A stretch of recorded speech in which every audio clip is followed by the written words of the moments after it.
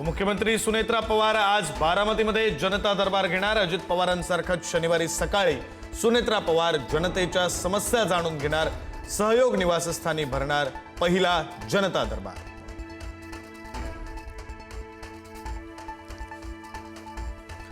राज ठाकरेंच्या उपस्थितीमध्ये मनसेची आज बैठक। मराठी भाषा गौरव दिनाच्या पार्श्वभूमीवर बैठक।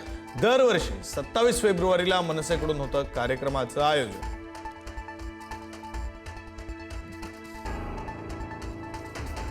मुख्यमंत्री फडणवीसांनी घेतली नितीन नवीन यांची भेट। नवीन भाजपचे राष्ट्रीय अध्यक्ष झाल्यानंतर फडणवीसांकडून पहिली सदिच्छा भेट।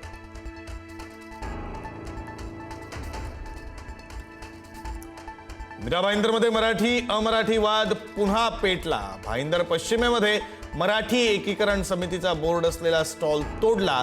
संतप्त स्थानिकांचं घटनास्थळीच आंदोलन।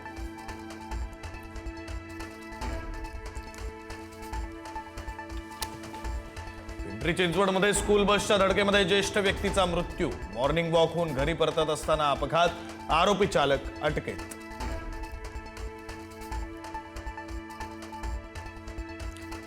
पैशाच्या वादातून मुलाकडून वडिलांची हत्या। मुलगा संतोष केसरकरनं डोक्यावर घाव घालत वडिलांना संपवलं। कोल्हापूरच्या शाहूवाडी तालुक्यातील उचत मधील घटना।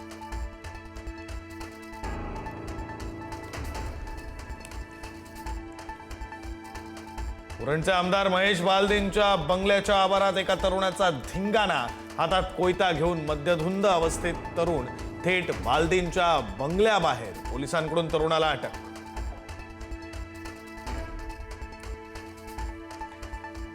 मे पासून पुन्हा सुरू होणार मोनो रेल्वेची सेवा। सततच्या बिघाडांमुळे मोनो रेल होती बंद। सुरक्षा चाचणी पूर्ण केल्यानंतर मोनो रेल सेवेत येण्यास सज्ज।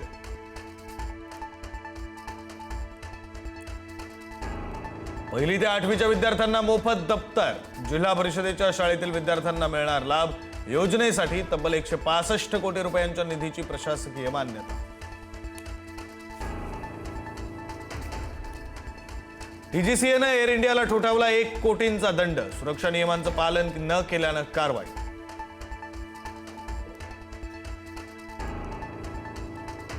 मार्चमध्ये म्हाडाच्या 5000 घरांची सोडत। बहुतांश घरं अल्प मध्यम उत्पन्न गटांसाठी।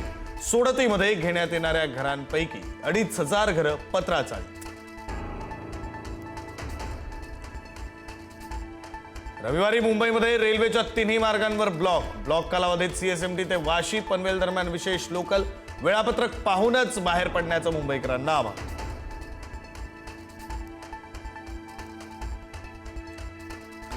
महाशिवरात्रीला त्र्यंबकेश्वराचं मंदिर भाविकांना दर्शनासाठी 24 तास खुलं राहणार।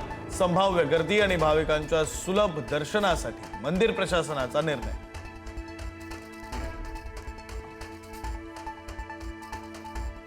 वैद्य एकादशीनिमित्त आळंदीतील इंद्रायणीच्या तीरावर महाआरती। नदीबद्दल कृतज्ञता व्यक्त करत पावित्र्याच्या जपणुकीचा संदेश। भक्तिभावानं नागरिक उपस्थित।